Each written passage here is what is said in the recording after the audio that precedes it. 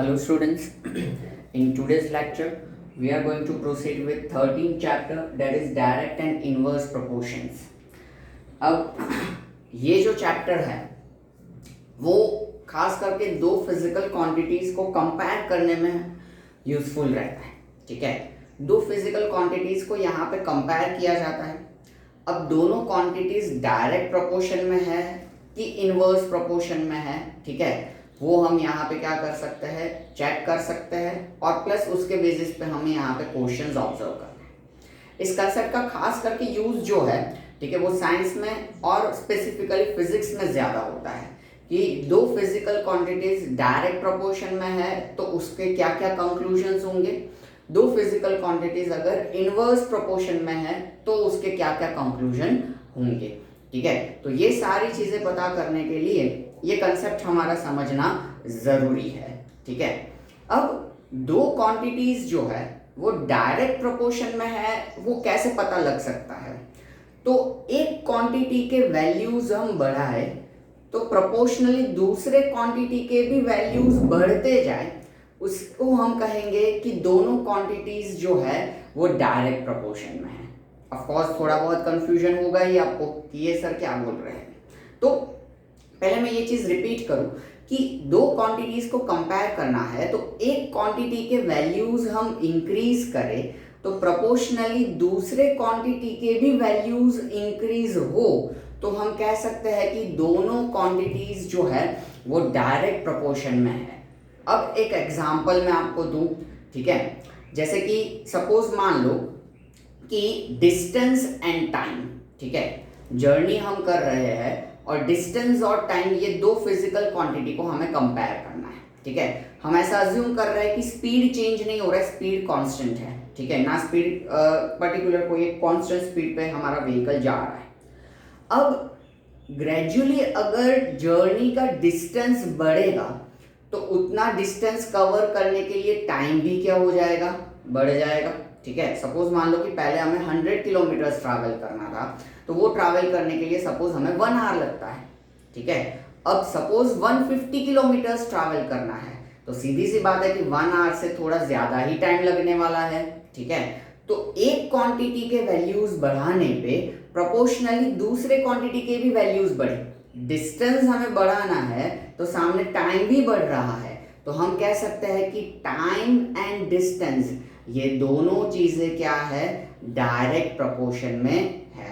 ठीक है, तो ये एक एग्जांपल हुआ कि हम कह सकते हैं कि दोनों क्वांटिटीज किस में है, यहाँ पे डायरेक्ट प्रोपोर्शन में है। ठीक है, टाइम एंड डिस्टेंस, डिस्टेंस बढ़ता है तो प्रोपोर्शनली हम कह सकते हैं कि टाइम भी बढ़ता है। तो सीधी सी बात है कि यहाँ पे हम कह सकते हैं कि ये दोनों फिजिकल क्वांटिटीज जो है वो डायरेक्ट प्रोपोर्शन में है।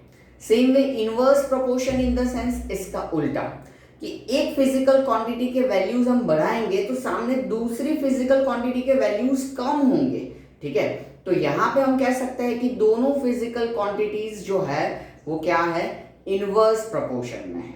ठीक है, रिपीट करता हूं मैं कि दो फिजिकल क्वांटिटी को हम कंपेयर करें, एक फिजिकल क्वांटिटी के वैल्यूज हम बढ़ाए तो प्रोपोर्शनली दूसरे फिजिकल क्वांटिटी के वैल्यूज कम होते हैं, तो उसको हम कहेंगे कि दोनों क्वांटिटीज जो है वो इनवर्स प्रोपोर्शन में है। इसके लिए हम एक एग्जांपल अगेन लेते हैं कि स्पीड एंड टाइम।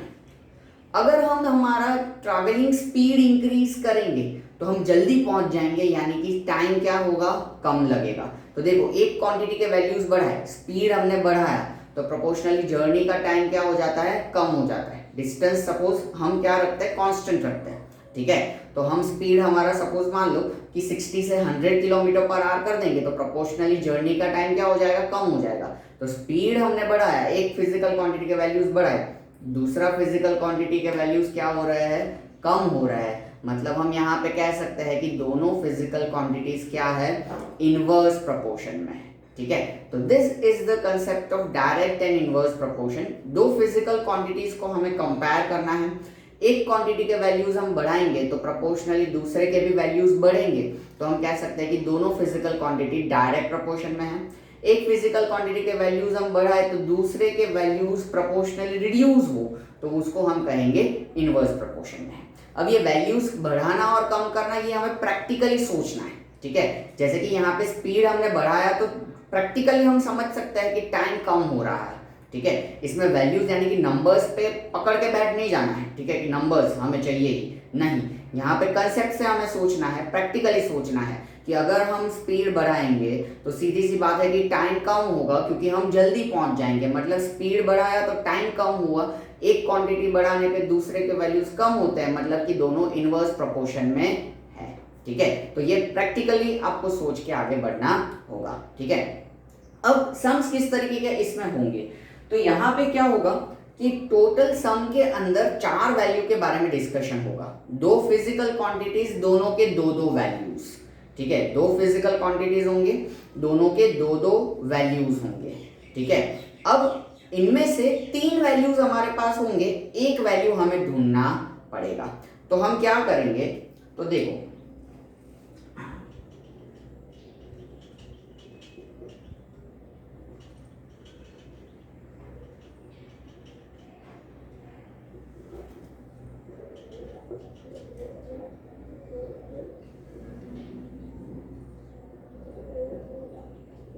हम दोनों क्वांटिटी के लिए क्या करेंगे, हमारे वेरिएबल्स अज्यूम करेंगे, ठीक है। हाँ, रिकॉर्डिंग इज गोइंग ऑन। दोनों क्वांटिटीज के लिए हम वेरिएबल्स अज्यूम करेंगे। एक फिजिकल क्वांटिटी के लिए हम x अज्यूम करेंगे, दूसरे फिजिकल क्वांटिटी के लिए हम y अज्यूम करेंगे। तो सपोज डायरेक्ट प्रोपोर्शन को सिंबॉलिकली ऐसे प्रेजेंट किया जाता है, x is in direct proportion with y, ठीक है। ये जो है वो प्रोपोर्शनलिटी का सिंबल है, और यहाँ पे दोनों न्यूमरेटर में है x और y, हालांकि डिनोमिनेटर में कुछ है ही नहीं, तो हम कह सकते हैं कि x और y दोनों क्या है, डायरेक्ट प्रोपोर्शन में है। अब इनवर्स प्रोपोर्शन कैसे प्रेजेंट होगा, तो x is in inverse proportion with y, तो ये जो है वो अगेन प्रोपोर्शनलिटी का सिंबल, और y यहाँ पे डिनोमिनेटर में है, x न्यूमरेटर में, एक न्यूमरेटर में और एक डिनोमिनेटर में। मतलब हम कह सकते हैं कि ये क्या प्रेजेंट कर रहा है, इनवर्स प्रोपोर्शन प्रेजेंट कर रहा है, ठीक है। यहाँ पे डायरेक्ट प्रोपोर्शन दोनों न्यूमरेटर में, ठीक है, ये प्रोपोर्शनलिटी का सिंबल है, x is in direct proportion with the y, and here we can say that x is in inverse proportion with the y, ठीक है, क्योंकि x न्यूमरेटर में और y डिनोमिनेटर में, ठीक है।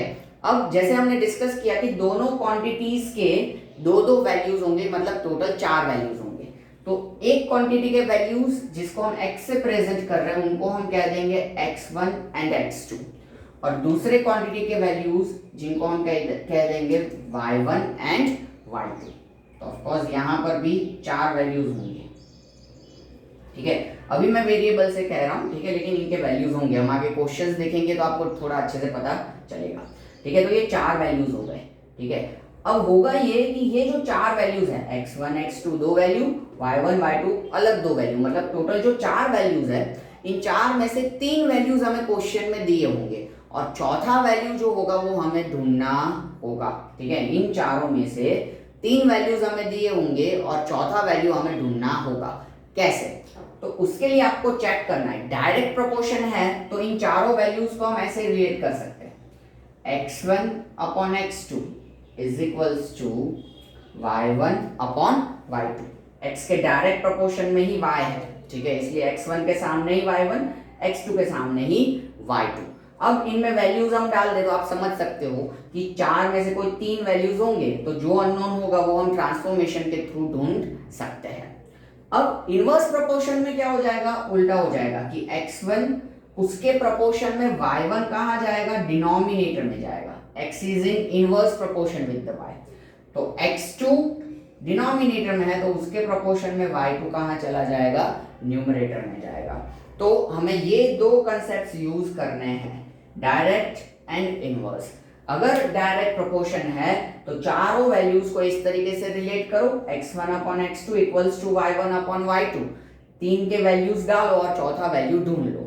और अगर इनवर्स प्रोपोर्शन है तो x1 upon x2 equals to y2 upon y1, inverse proportion है, ठीक है, अगेन 3 के वैल्यूज डालो और चौथा ढूंढ लो। अब एक क्वेश्चन जो हमने ऑलरेडी क्लियर कर लिया कि पता कैसे चले कि डायरेक्ट प्रोपोर्शन है कि इनवर्स प्रोपोर्शन। तो क्वेश्चन में जो 2 फिजिकल क्वांटिटीज हमें दिए होंगे उन दोनों क्वांटिटीज को क्या करो, अच्छे से ऑब्जर्व करो कि और कंपेयर करो कि एक के वैल्यूज अगर हम बढ़ाए तो दूसरे के वैल्यूज कम होते हैं कि ज्यादा होते हैं। एक बढ़ाने पे दूसरे के भी वैल्यूज बढ़ते हैं तो डायरेक्ट प्रोपोर्शन, एक के वैल्यूज बढ़ाने पे दूसरे के कम होते हैं तो इनवर्स प्रोपोर्शन। ग्रेजुअली हम यहाँ पे वर्ड प्रॉब्लम्स देखते जाएंगे। मैं क्वांटिटीज को कंपेयर करना भी आपको सिखाऊंगा और इन कंसेप्ट्स को यूज करना भी आपको सिखाऊंगा, ठीक है। अब दूसरी चीज की टेक्स्ट बुक के अंदर यही चीज जो है वो टैबुलेशन के फॉर्म में दी हुई है, तो अगर वो आप टैबुलेशन वाला मेथड यूज करना चाहो तो भी कर सकते हो और एक्स वाई वाला भी कर सकते हो, ठीक है। एक्स वाई वाला मेरे तरीके से मुझे ऐसा लग रहा है कि इजी लगता है इसलिए मैं वो करवाता हूँ, आप चाहो तो टैबुलेशन वाला भी कर सकते हो, ठीक है। सम्स करते हैं ताकि आपको अच्छे से पता चले। हाँ, it's just a matter of presentation. हाँ, टैबुलेशन से प्रेजेंट करो या एक्स वाई से प्रेजेंट करो, ये सिर्फ प्रेजेंटेशन में फर्क है, इसमें कंसेप्ट में तो कोई फर्क है नहीं, ठीक है। तो ये आप पहले लिख लीजिए सारी चीजें, ठीक है, फिर मैं आपको सम्स करवाता हूं ताकि आपको अच्छे से पता चले।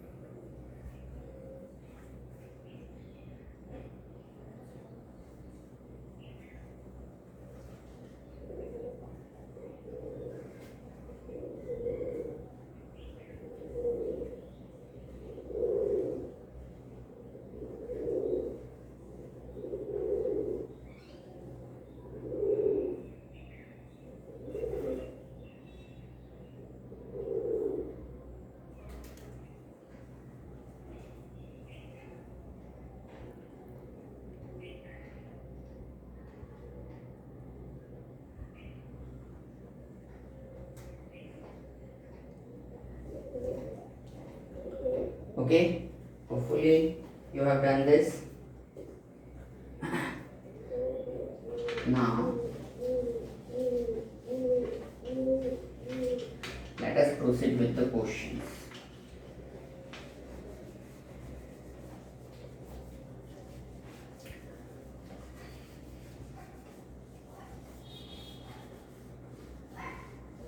यहाँ पे हमने चैप्टर के कंसेप्ट दोनों देख लिए, डायरेक्ट एंड इनवर्स। अब हम सीधा एक्सरसाइज शुरू कर सकते हैं। एक्सरसाइज 13.1। अब उसमें क्वेश्चन 1 तो हमें नहीं करना अभी, क्वेश्चन 2 में एक बार देख लूं।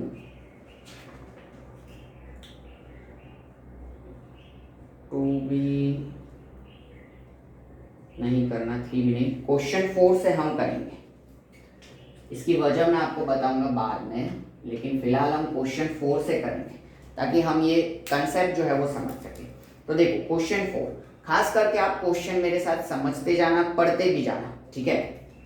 अ machine in a soft drink factory fills 840 bottles in 6 hours, ठीक है। क्वेश्चन 4 मैं यहाँ पे रीड कर रहा हूँ और वहां से एक्सप्लेन कर रहा हूँ, ठीक है। आगे के क्वेश्चन के बारे में हम डिस्कशन करेंगे बाद में।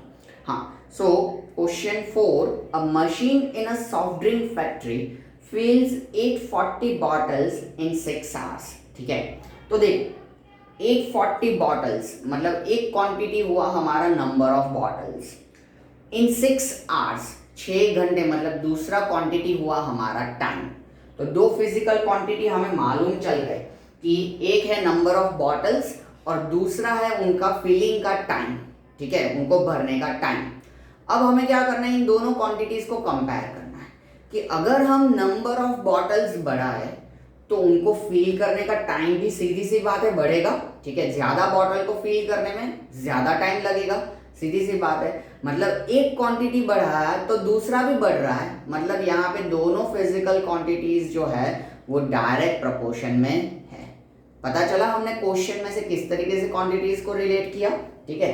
पहले क्वेश्चन रीड करके हमने दो क्वांटिटीज आइडेंटिफाई की कि क्या क्या दो क्वांटिटी डिस्कस किए क्वेश्चन में।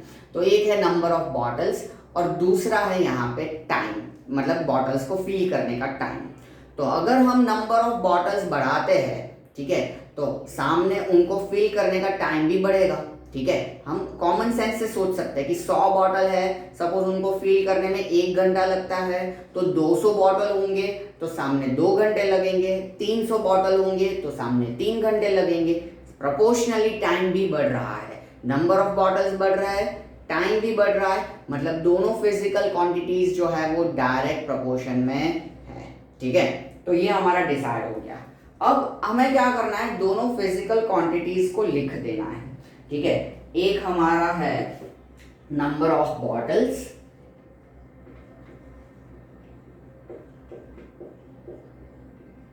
और दूसरा हमारा आएगा टाइम। ठीक है, अब दोनों के लिए हम वेरिएबल x और y रख रहे हैं, तो नंबर ऑफ बॉटल्स के लिए x1 और x2 रख देंगे, टाइम के लिए y1 और y2। कई बार ऐसा होगा कि इन क्वांटिटीज को नाम देने में थोड़ा थोड़ा हमें कंफ्यूजन होगा, तो वो हम क्वेश्चन के हिसाब से डिसाइड करेंगे। ठीक है, यहाँ तो इजीली हो रहा है, नंबर ऑफ बॉटल्स और यहाँ पे time, x1 x2 y1 y2। ठीक है, अब देखो प्रोपोर्शनलिटी हमें मेंटेन करना है। यहाँ पे 840 बॉटल्स इन 6 आवर्स, मतलब 840 बॉटल्स हमारा x1 वैल्यू हो जाएगा, नंबर ऑफ बॉटल्स कितने टाइम में, तो प्रोपोर्शनली 6 आवर्स में। ठीक है, तो वो y1 का वैल्यू हो जाएगा। ये आपको खास ध्यान रखना है कि x1 के कॉरस्पॉन्डिंग ही y1 के वैल्यूज क्वेश्चन में से लिखना है। 840 वैल्यू के प्रोपोर्शन में हमें कितना टाइम दिया था, 6 आवर्स दिया था, तो हमने यहाँ पे 840 x1 को अलॉट किया है, तो 6 आवर्स हमें y1 को ही अलॉट करना पड़े, y2 पे नहीं जाना चाहिए। ठीक है, तो फिर देखो क्या है, how many bottles will it fill in 5 hours, मतलब कि नंबर ऑफ बॉटल्स हमें ढूंढने हैं 5 घंटे में कितने वो फिल कर सकता है। तो देखो जैसे हमने डिस्कस किया था कि हम यहाँ पे क्या करेंगे, हाँ हम यहाँ पे क्या कि 4 वैल्यूज में से 3 वैल्यूज हमें क्वेश्चन में दिए होंगे, चौथा वैल्यू हमें ढूंढना होगा। वो ढूंढने के लिए जैसे हमने डिस्कस किया था कि प्रोपोर्शनलिटी चेक कर लेना है, तो वो हमने ऑलरेडी चेक कर लिया है कि here number of bottles and time are in direct proportion, और वो डायरेक्ट प्रपोर्शन में है, इसका मतलब x1 upon x2 is equals to y1 upon y2।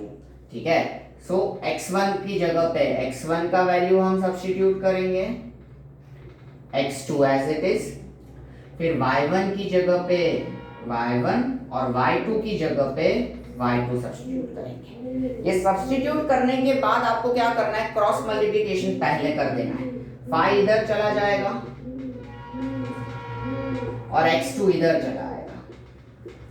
अब हमें x2 ढूंढना है, तो 6 को यहाँ पे भेजना पड़े, इसलिए 840 into 5 upon 6 is equals to x2। तो देखते हैं x2 हमें क्या मिलता है, तो 6 1 जा 6, then 2 4 जा and 140 इंटू 5 यानी कि 700,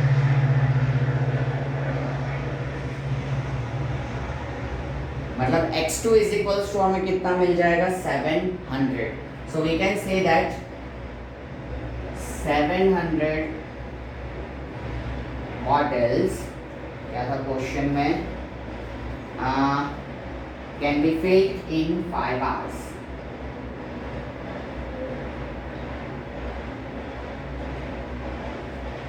okay, 700 bottles can be filled in 5 hours. तो ये जो था वो हमारा कंसेप्ट था। ठीक है, कि जो हमें वैल्यूज क्वेश्चन में 3 दिए हैं उनको पहले अच्छे से प्रेजेंट कर दे हम। ठीक है, फिर चेक कर ले दोनों क्वांटिटीज के बीच में कौन सा प्रपोर्शन है, डायरेक्ट प्रपोर्शन है तो उसका कंसेप्ट अप्लाई करके वैल्यू सब्स्टिट्यूट करके जो अननोन है वो ढूंढ ले। ठीक है, सो ये पूरा क्वेश्चन 4 लिख लो, फिर हम आगे बढ़े क्वेश्चन 5 पे।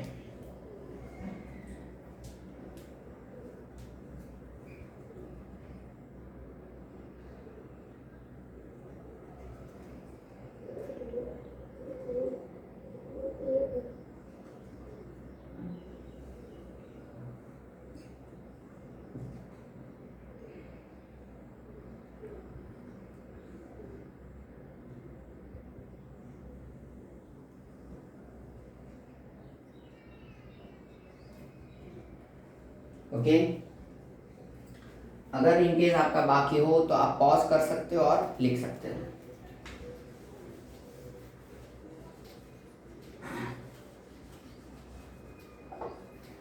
अभी हम क्वेश्चन 4 ऑनवर्ड सारे क्वेश्चन कर लेंगे, फिर हम 1 2 3 के बारे में देखेंगे, क्योंकि 4 ऑनवर्ड सारे क्वेश्चन करने पे आपके कॉन्सेप्ट्स जो है वो क्लियर हो जाएंगे।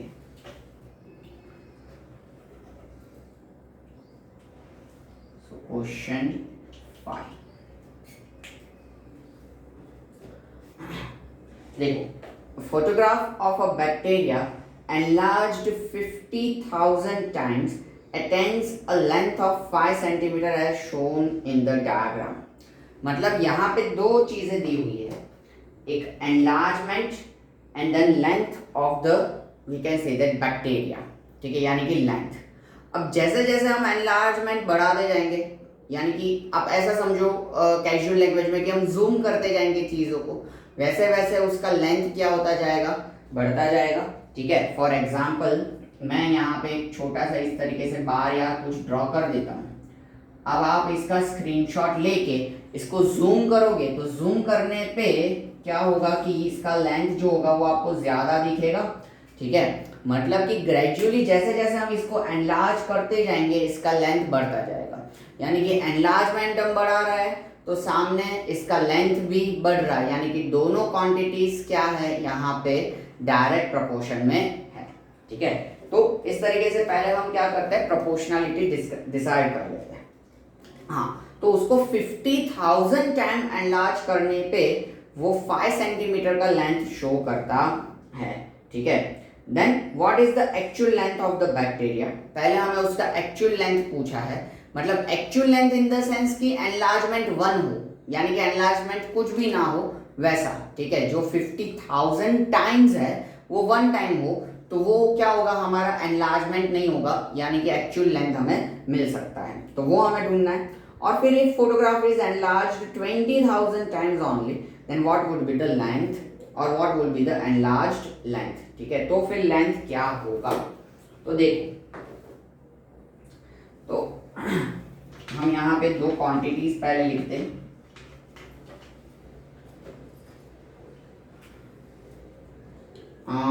एक क्वांटिटी हमारा क्या था, यहाँ पे एनलार्जमेंट रख देते हैं हम,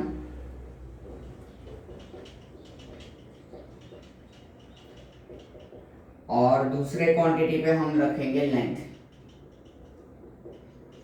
okay. x1 x2 y1 and y2। अब 50,000 टाइम्स के एनलार्जमेंट पे लेंथ कितना आ जाता है, 5 सेंटीमीटर आ जाता है। अब बीच में हमें क्वेश्चन पूछा है तो उसका एक्चुअल लेंथ क्या है, तो वो पहले हम एक्चुअल लेंथ का कैलकुलेशन करें।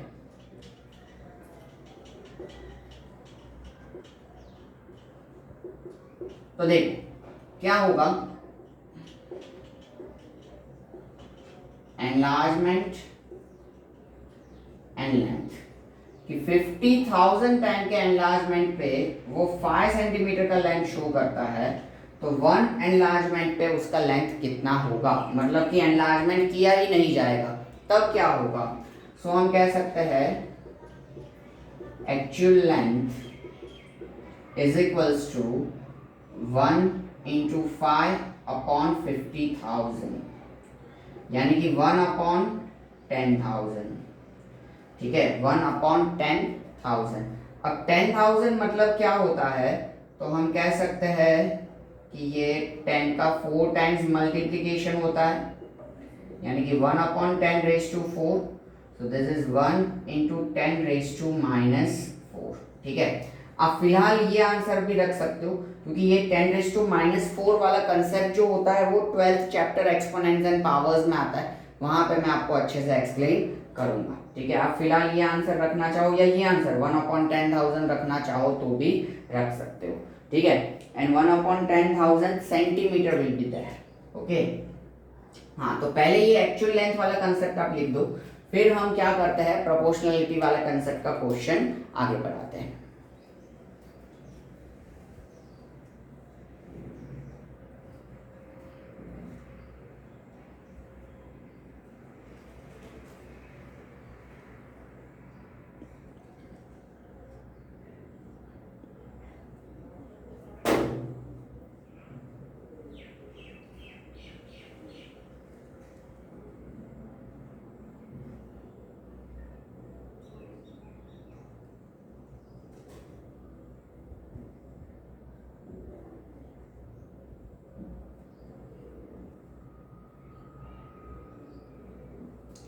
ओके,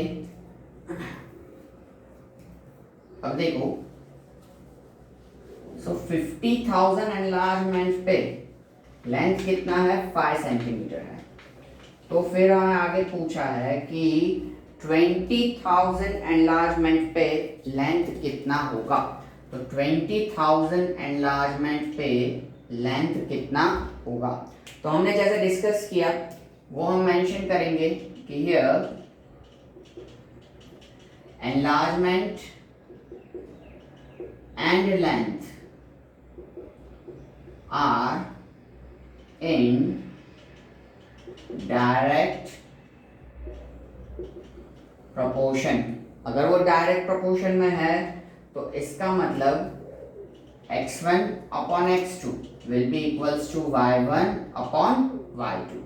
सो ये 50,000 अपॉन x2 का value 20,000 is equals to y1 5 और y2 ढूंढना है। तो इसमें देखो ये जीरोस तो सीधे ही कट हो रहा है, तो उनको पहले से ही कट कर दे। तो 5 upon 2 equals to 5 upon y2।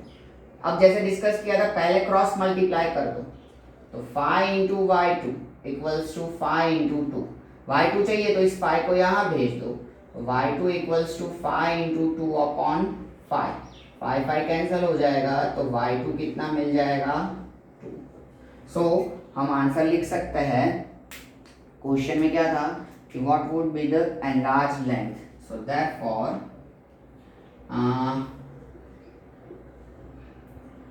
enlarged length will be 2 centimetre, क्योंकि ये सेंटीमीटर में दिया हुआ है।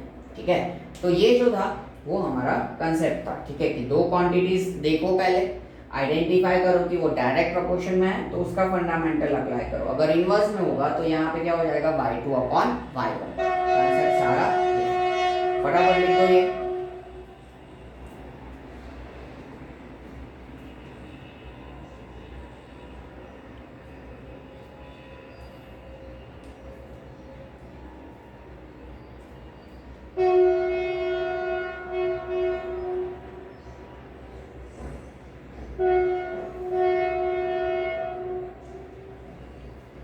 ओके, अगेन बाकी हो तो पॉज कर दो। हाँ, so now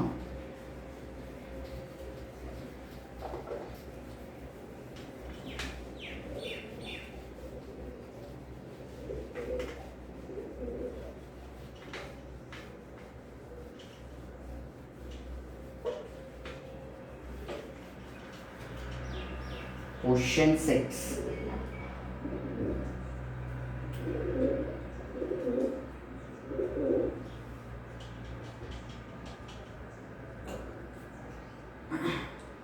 In a model of ship, the mast is 9 centimeter height, while the mast of the actual ship is 12 meter height. ठीक है, mast यानी कि जो वो बड़ा सा होता है जिसपे ये क्लोथ वगैरह जो सारी चीज़ें लगाई जाती है, ठीक है, वो तो हम कह सकते हैं कि मॉडल जो है शिप का, ठीक है, यानी कि जो छोटा सा होता है उसमें उसका हाइट क्या है, 9 सेंटीमीटर, वाइल एक्चुअल शिप का मास जो है वो क्या है, 12 मीटर की हाइट का।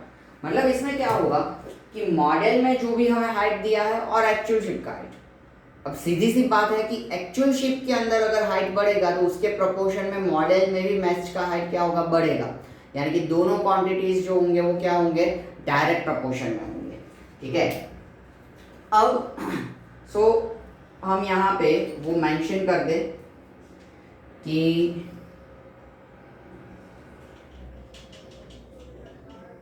हाइट ऑफ mast इन, पहले क्या दिया है हमें, model, so we can say that height of mast of actual ship.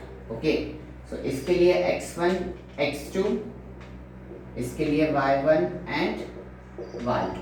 ठीक है, अब क्या बोला है कि जब मॉडल में हाइट 9 सेंटीमीटर है तो एक्चुअल शिप में हाइट कितना है, 12 मीटर्स है। Then find the length of the ship if the length of the ship is 28 meter, then how long is the model of the ship? मतलब कि अगर एक्चुअल लेंथ शिप का 28 metre है तो मॉडल में लेंथ कितना होगा, ये हमें यहाँ पे ढूंढना है, ठीक है। तो जैसे हमने यहाँ पे डिस्कस किया कि here height of mast in model is in direct proportion with height of mast in actual ship। दोनों डायरेक्ट प्रोपोर्शन में, अगर दोनों डायरेक्ट प्रोपोर्शन में है तो हमारा कंसेप्ट लगेगा x1 upon x2 equals to y1 upon y2।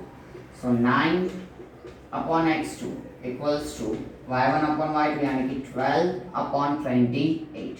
Cross multiply कर दे तो 9 into 28 equals to 12 into x2, ये यहाँ गया और ये इधर। तो x2 हमें ढूंढना है, उसे सब्जेक्ट बनाए तो 9 इंटू 28 12 डिनोमिनेटर में आ जाएगा equals to x2। 4 3s are 12 and 4 7s are 28, 3 3s are 9, so x2 is equals to 3 7s are 21। so हम क्या कह सकते हैं यहाँ पे कि लेंथ ऑफ